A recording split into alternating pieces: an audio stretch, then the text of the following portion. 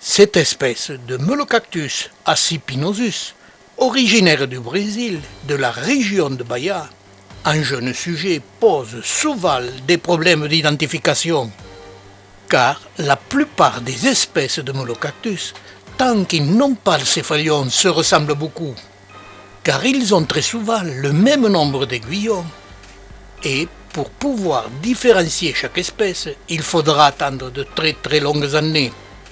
Car pour la plupart des espèces, le céphalion commence son développement entre 10 et 15 ans. Et même quand ce céphalion va se développer, pendant ces jeunes années, il se ressemble beaucoup. Et il faudra attendre encore 5 à 6 ans pour être en mesure de pouvoir identifier correctement cette espèce.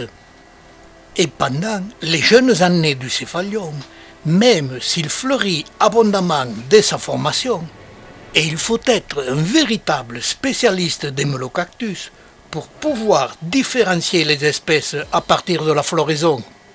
Et quand les fruits apparaissent sur les très jeunes céphalions, c'est encore extrêmement difficile d'identifier correctement cette espèce, qui est autoféconde et donne toujours quelques graines sans aucune intervention.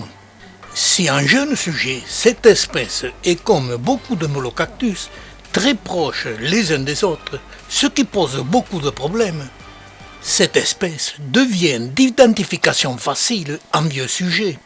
Et j'ai constaté qu'elle est très stable, qu'elle porte bien le nom du genre Melocactus, car elles ont toujours la forme, mais le critère qui va au premier regard différencier cette espèce des autres Melocactus, c'est son céphalion dès qu'il est âgé de 5 à 6 ans. Ce céphalion est composé de fins aiguillons très denses, rouge-brun, de longueur irrégulière, ce qui rend le céphalion de cette espèce bien typé et impossible de le confondre avec une autre espèce. Et pour pouvoir admirer et identifier ces céphalions âgés de plus de 20 ans, il faut greffer ces plantes. Car, comme tous les Melocactus, dès que le céphalion apparaît, leur culture devient très difficile sur leurs propres racines.